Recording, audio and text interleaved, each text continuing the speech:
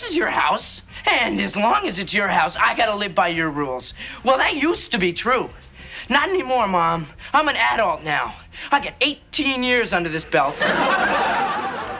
The door locks, the blinds close, and a deal is made that changes a life forever.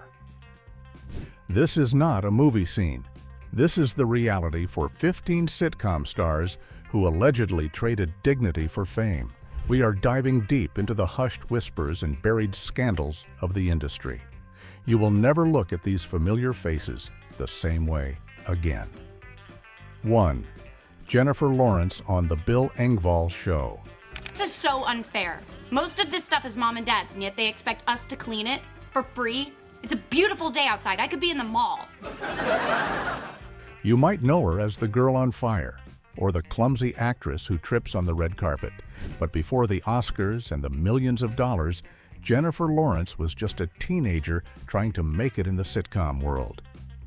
She landed a role on a show called The Bill Engvall Show, playing the teenage daughter Lauren Pearson. It was a standard family comedy that ran for 3 seasons, but looking back, people have started to whisper about how she made the jump from that sitcom to the A-list so fast. The thing nobody tells you is that Hollywood is a small town, and rumors spread like wildfire. There have been intense stories circulating for years regarding her relationship with a very powerful and now disgraced producer. This man held the keys to the entire kingdom of cinema. The word on the street is that Jennifer might have had a transactional relationship to secure her massive roles later on. She has denied it, of course, but the timeline is what makes people suspicious. One day she is on a cable sitcom, and the next she is the biggest star on the planet. It is interesting to note that she once joked about her rapid rise, but many insiders felt the joke was hiding a darker truth. When you look at the sheer amount of power this producer had, it makes you wonder if pure talent was enough. He was known for making or breaking careers with a single phone call. The theory is that she played the game better than anyone else. She did what she had to do to leave the sitcom world behind and enter the big leagues. But here is the kicker. While Jennifer managed to navigate these shark-infested waters and come out on top, others were not so lucky. The industry has a way of chewing people up. The rumors about her involve late-night meetings and promises of gold statues, which she eventually got. It paints a picture of a young actress who knew exactly which hands to shake and who to please. But if you think her story is intense, wait until you hear about the next actress who actually fought back against the system, but only after she had already been pulled into the dark web of a very similar monster. 2. Rose McGowan on Charmed. Why would Mom make a deal like that? More importantly, what are we gonna do? Wait, I think I found a spell to unbind a bond. Most people remember Rose McGowan for her role as Paige Matthews on the hit show Charmed. It was a show about 3 sisters who were witches, and it was a massive success, running for 8 seasons. Rose joined the cast later in the series, helping to keep the magic alive. But while she was casting spells on screen, she was living through a real-life nightmare that was far more terrifying than any demon she fought on TV. The wild theory here isn't just a rumor, because Rose herself has been very vocal about it. She was one of the first people to blow the whistle on the dark underbelly of Hollywood. She revealed that a major studio head, the same one linked to so many others, forced her into a situation she could not escape. It was a classic power play. He was the gatekeeper, and she was the talent. The exchange was simple and horrific. If she wanted to work, she had to submit to his demands. What many overlooked is that during her time on Charmed, she was viewed as a difficult actress by the press. Now we know that this was likely a smear campaign to keep her quiet. The studio heads wanted to protect their golden boy producer, so they painted Rose as the crazy one. She has stated that she was blacklisted for years because she refused to keep playing their sick games. It shows you just how deep the corruption goes. The numbers are staggering when you think about it. This one producer had accumulated over 80 Oscars for his films. That kind of power is intoxicating and dangerous. Rose admitted that she made a deal with the devil to keep her career, but it cost her a piece of her soul. She eventually became a hero for speaking out, but for a long time she was just another victim of the casting couch culture. But speaking of stars who got tangled up with this specific producer, our next actress was the queen of the Upper East Side, and her connection to this web of secrets is something that people still debate to this day. 3. Blake Lively on Gossip Girl. Dan, about the Gossip Girl blast and about not telling you about Nate. Okay. You were just so hard on me about Chuck, I didn't want to be judged for sleeping with them both. I understand. Apology accepted. Blake Lively is the definition of Hollywood royalty today. She is beautiful, she is married to a superstar, and she was the face of Gossip Girl. She played Serena van der Woodsen, the golden girl of New York high society. The show was a cultural phenomenon, influencing fashion and slang for years. But before she was the ultimate it girl, there were whispers about how she secured her spot at the top of the food chain so quickly. You see, Hollywood blind items are these anonymous gossip snippets that insiders write. For years, there were blind items describing a tall, blonde actress who rose to fame on a teen drama. These stories allege that she was very friendly with the same disgraced producer we keep mentioning. The rumor is that she used her charm, and perhaps more, to ensure she was always the first choice for the best roles. It is a harsh accusation, but in a town built on smoke and mirrors, people tend to believe where there is smoke, there is fire. The thing is, Blake has always maintained a very clean public image. She is seen as the perfect wife and mother. But the industry insiders tell a different story about her early days. They claim she was incredibly ambitious and willing to flirt with the danger of the casting couch to get ahead. There are stories of private dinners and exclusive parties where the guest list was very small and the stakes were very high. It makes you wonder about the true cost of fame. Blake went from zero to hero in record time. Was it just her acting skills and good looks, or was there a helping hand pushing her up the ladder?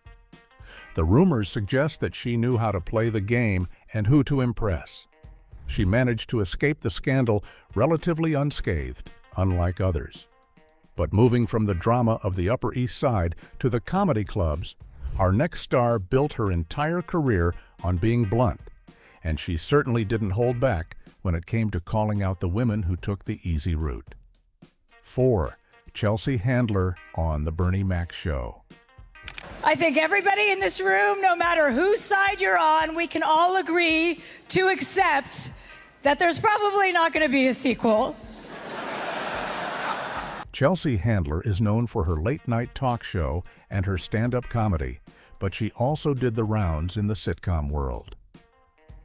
She had guest spots on shows like The Bernie Mac Show and My Wife and Kids. She has always been brash, loud, and unapologetic. But her rise to the middle was accompanied by a very public feud with a comedy legend that exposed some dirty laundry. The late, great Joan Rivers was a pioneer for women in comedy. She had to fight tooth and nail for every inch of success she got. So, when Chelsea Handler came onto the scene, Joan was not impressed. In a shocking interview, Joan Rivers flat out accused Chelsea of sleeping her way to the top. Joan said that Chelsea made it because she was dating the head of the network, a man named Ted Harbert. It was a brutal takedown from one comedian to another. Joan did not mince words. She claimed that while she was breaking down barriers with hard work, Chelsea was just dating the boss. And to be fair, Chelsea did date the CEO of the network that gave her a show. It is a pretty convenient coincidence. Chelsea has always laughed it off, saying she has talent, but the timeline is hard to ignore. She gets a boyfriend who runs the channel, and suddenly she is the queen of the network. This brings up a huge question about merit versus connections. Did Chelsea get her break because she was funny or because she had the ultimate inside connection? The industry is full of people who date for power. It is an age-old tactic. Chelsea used her platform to build a massive brand, but that initial boost from her partner is a shadow that follows her. But if you think dating a TV executive is a big deal, wait until you hear about the woman who allegedly performed favors on the studio lot back in the golden age of Hollywood, long before she became the First Lady of the United States. 5. Nancy Reagan on Different Strokes. You bet. The last time we saw each other in Washington, they said, "Who's that lady with Pearl Gallagher?" This one is going to blow your mind. Before she was Nancy Reagan, the wife of President Ronald Reagan, she was Nancy Davis, a B-list actress in Hollywood. She appeared in films and had guest roles in television shows later in life, famously appearing on the sitcom Different Strokes to preach about saying no to illegal substances. But the wild theories about her early days in Hollywood are legendary and quite scandalous.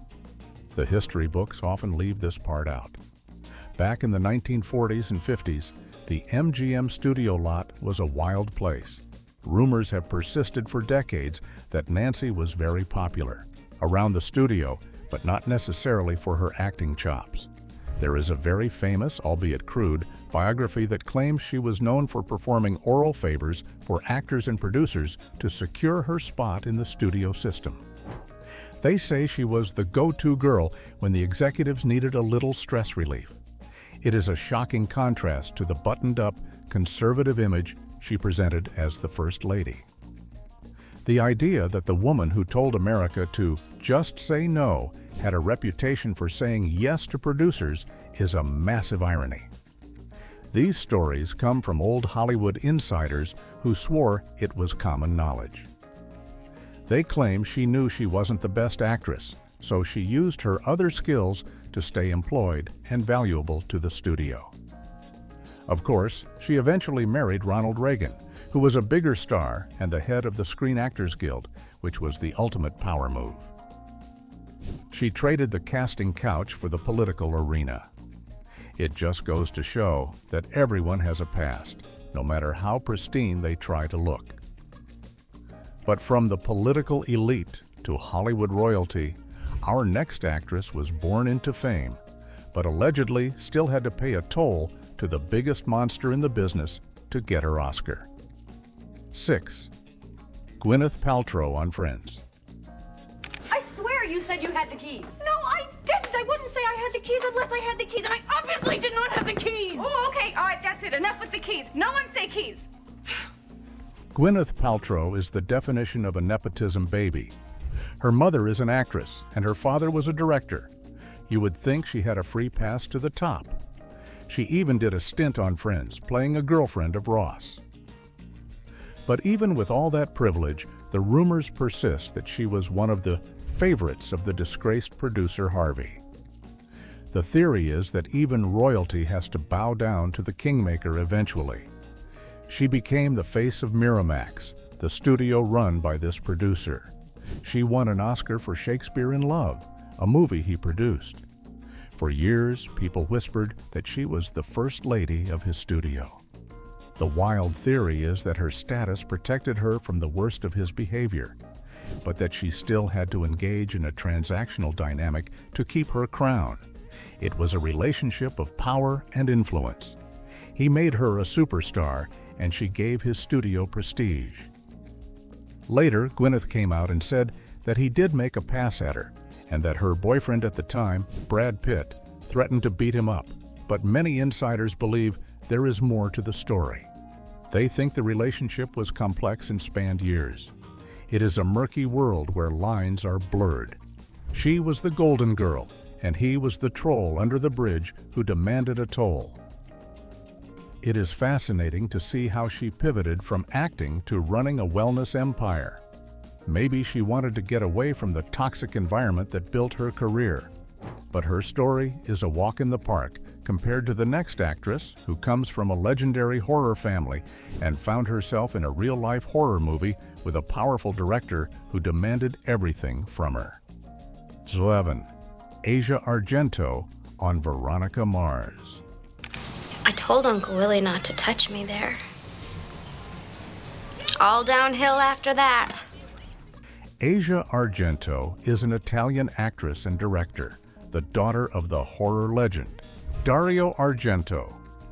She has appeared in U.S. television shows like Veronica Mars. She has a very edgy, dark vibe that made her a cult favorite. But her story is one of the most tragic and complicated in the entire casting couch saga. She was one of the first to go on record with a graphic account of what happened to her. She admitted that she had an intimate encounter with the producer we have been talking about. But the twist is that she said she felt she had to do it to survive. She felt the weight of his power crushing her. The wildest part of this story is that for years she maintained a friendly public relationship with him. People called her a hypocrite, but what they don't understand is the psychological game these men play. It is called Stockholm Syndrome, where the captive starts to identify with the captor. Asia described a scene that is straight out of a nightmare. She was invited to a party, but when she arrived, there was no party, just him. It was a trap. This is a common tactic used by predators in Hollywood. They lure you in with the promise of networking, and then the door locks behind you. She claimed she gave in to get it over with and to avoid being destroyed professionally. Her story gets even messier because she was later accused of similar behavior with a younger actor, proving that the cycle of abuse in Hollywood is a circle that never ends. It is a toxic sludge that infects everyone it touches. But while we focus a lot on women, the men are not safe either. Our next actor was a heartthrob in the 80s who allegedly found himself being passed around like a party favor to the wealthy executives who ran the soaps and sitcoms. 8. Maxwell Caulfield on the Colbys. You can't say anything to me that I haven't already told myself. I behave like an animal. I don't want to talk about it. Maxwell Caulfield was stunning. He was the guy every girl in the 80s had a poster of. He starred in Grease 2 and had a major role in The Colbys, which was a spin-off of Dynasty. It was a primetime soap opera that had all the vibes of a sitcom mixed with high drama. But the rumors surrounding Maxwell are dark and point to the fact that handsome young men were just as vulnerable as the women. The gossip from that era suggests that Maxwell was what they called a boy toy for the powerful older men who ran the studios. In the 80s, being open about your preferences was not really a thing, so a lot of executives lived in the shadows. They would pick out young, beautiful actors and promise them the world in exchange for companionship. The theory is that Maxwell was passed around among this elite group of power brokers. It is a side of the casting couch we rarely hear about. We assume it is just creepy old men preying on girls, but the industry is an equal opportunity exploiter. If you were young and hot, you were a target. Maxwell's career started with a huge bang, but then it sort of fizzled out. Some say this happened because he eventually stopped playing the game. When you say no to the people who sign the checks stop coming. He was married to actress Juliet Mills, who was much older than him, which fueled even more rumors about his relationships with older figures. Whether it was for love or for career advancement, his path was definitely unusual. But speaking of 80s heartthrobs, our next entry is the biggest movie star in the world, but his early days in sitcom-style pilots and teen movies are filled with whispers about a certain music mogul who helped him launch his career. 9. Tom Cruise on Los Angeles Stories. Okay, that's what I've done. And you go and you say, where's the medical test? Where's the blood test that says how much Ritalin you're supposed to get? Tom Cruise is the biggest action star on Earth. He flies jets and jumps off cliffs. But way back at the beginning, he was just a kid with a bad haircut trying to get a break. He did some early television work and teen movies. The wild theory that has followed Tom for 40 years involves his relationship with David Geffen, one of the most powerful men in music and movies. The rumors suggest that Geffen took a special interest in young Tom. Geffen is a billionaire who could make anyone a star. The story goes that he saw potential in Tom and decided to mentor him, but the whispers say it was much more than just mentoring. People have speculated for decades that Tom did whatever was necessary to secure the backing of such a titan. Geffen allegedly guided him into his breakout role in risky business, which made him a household name. This theory is wild because Tom is the ultimate symbol of masculinity now. But in Hollywood, the road to the top often requires bending your own rules. There are stories of Tom attending exclusive parties in the Hollywood Hills where the guest list was strictly male and powerful. The idea is that he traded his youth and beauty for the keys to the kingdom. It is undeniable that Tom had a rocket strapped to his back. He didn't just climb the ladder, he flew up it. Was that pure charisma? Probably. But having a billionaire in your corner certainly helps grease the wheels. Tom has spent his whole life protecting his private life, which only makes the rumors grow stronger. But Tom wasn't the only one from that era. Our next star was the nice guy from a huge family sitcom, but rumors say his real life was anything but family-friendly. 10. Steve Guttenberg on Family Ties. Hotel Pelican, how may I help you? No, let's see now, Steve Guttenberg was the king of the 80s comedy. He was in Police Academy, 3 Men and a Baby, and he did guest spots on shows like Family Ties. He had that goofy, lovable charm that America loved. But behind that smile, there are rumors that he was deeply embedded in the Velvet Mafia of Hollywood. This refers to the powerful group of gay producers who controlled a lot of the industry back then. The specific rumor links Steve to a producer named Alan Carr, who was famous for throwing the wildest parties in town. Carr produced Grease and was a major player. The word is that Steve was a favorite of Carr's.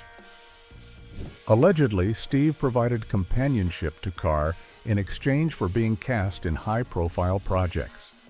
It paints a picture of a young actor who was willing to be the arm candy for the heavy hitters. There is a famous story about Steve getting the lead in the movie Can't Stop the Music, which was produced by Carr. It was a terrible movie, but it was a big break. People at the time raised their eyebrows at why Steve was chosen. The theory is that it was a reward for his loyalty and affection.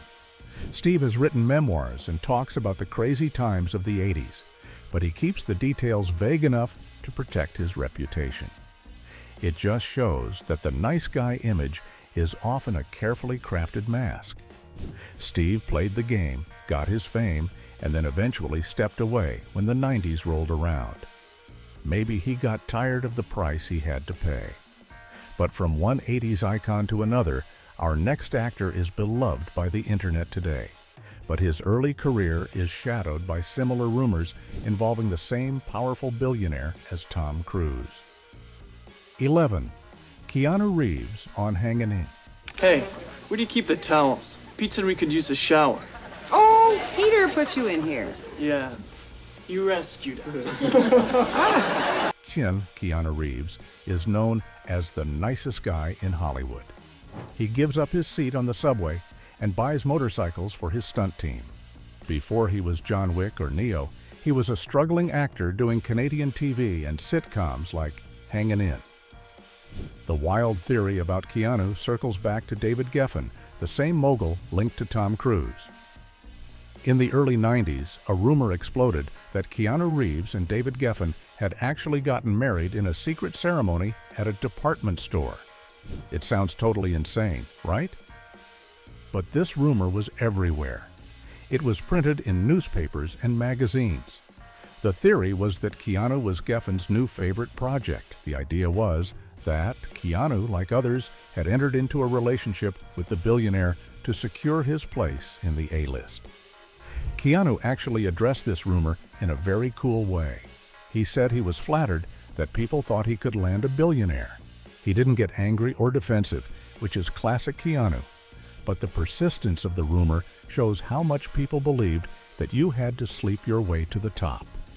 The logic was, Keanu is beautiful, Geffen is powerful, therefore they must be together. Whether it was a marriage or just a mentorship, the connection to power was there. Keanu managed to rise above the gossip and build a career on his own terms, eventually becoming an action icon. But it is a reminder that even the most wholesome stars are dragged into the mud of speculation. Now, let's switch gears to a woman who conquered music, movies, and TV, but allegedly started her climb with the help of a very controlling music executive. 12. Jennifer Lopez on In Living Color. And last year's new addition from Boogie Down Bronx, Jennifer Lopez. Jennifer Lopez is a global brand. She sings, she dances, she acts. Her big break was as a fly girl dancer on the sketch comedy show In Living Color. It wasn't a sitcom in the traditional sense, but it was the TV gig that launched her. But before she was J-Lo, she was a dancer from the Bronx looking for a way out. The rumors surrounding her rise focus on her relationship with music executive Tommy Mottola. Tommy Mottola was the head of Sony Music and a terrifyingly powerful figure. He is famous for discovering Mariah Carey and arguably controlling her life. The rumor is that Jennifer Lopez also had a fling, or a transactional relationship, with Mottola to get her music career off the ground, which then fueled her acting career.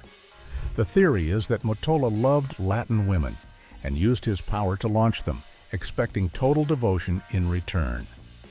J-Lo is fierce and works harder than anyone, but the industry whispers suggest she used Mottola's influence to bypass the line. There are stories that she knew exactly how to manipulate the men in power to get what she wanted.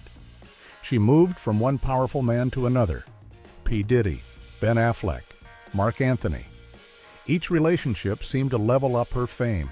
Some call it calculating, others call it survival.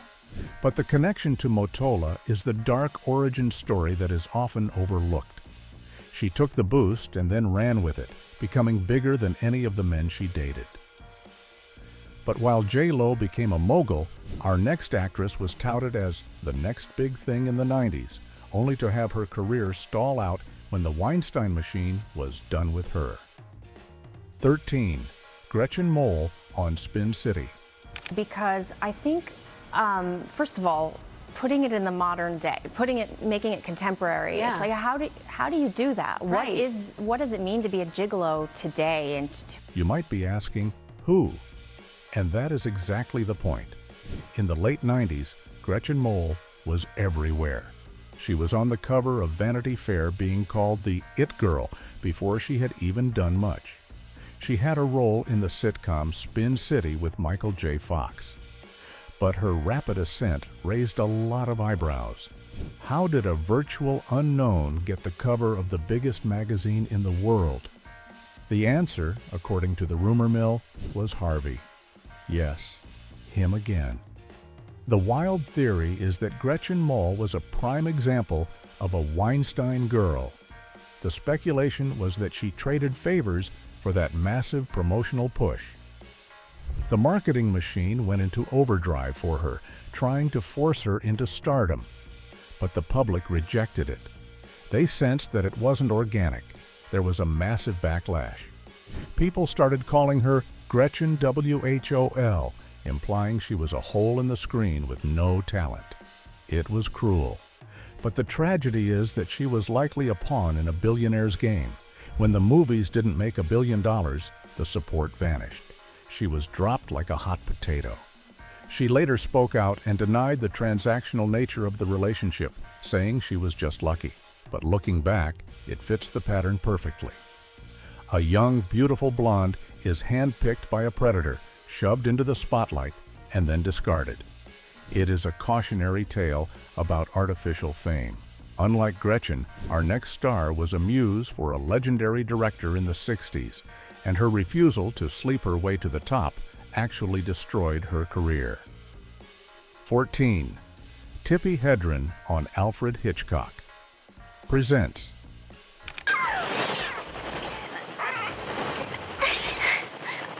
Tippi Hedren is a legend, the mother of Melanie Griffith and the grandmother of Dakota Johnson.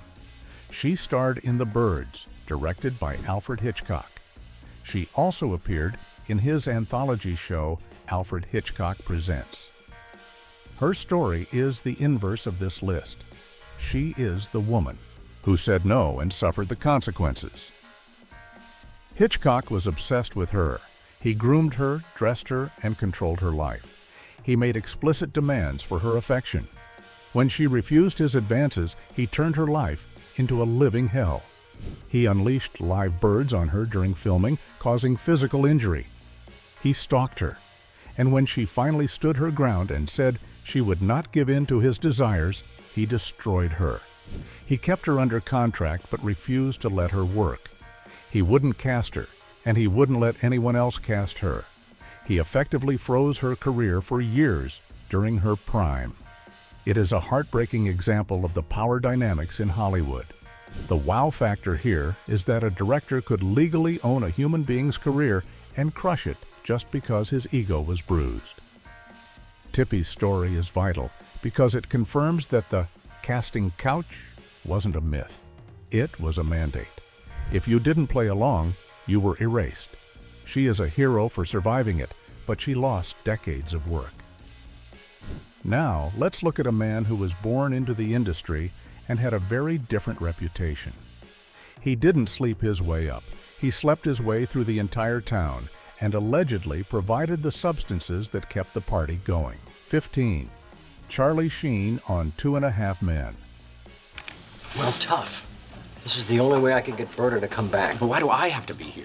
Because it's the only way you're ever going to sell your condo. Charlie Sheen was the highest-paid actor on television, making nearly $2 million per episode on 2.5 Men.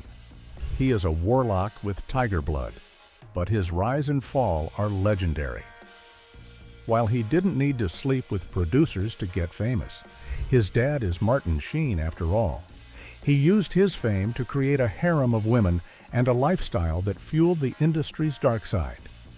The connection here is the Hollywood Madam scandal. There was a woman named Heidi Fleiss who ran a high-end ring of call girls for the rich and famous. When her black book was seized, Charlie Sheen's name was at the very top. He admitted to spending over $50,000 on her services. This exposes the transactional nature of X-rated Hollywood from the other side, actors paying for it and aspiring actresses getting paid to be with stars to raise their profile. Charlie was the king of excess. He slept with adult film stars, actresses, and models.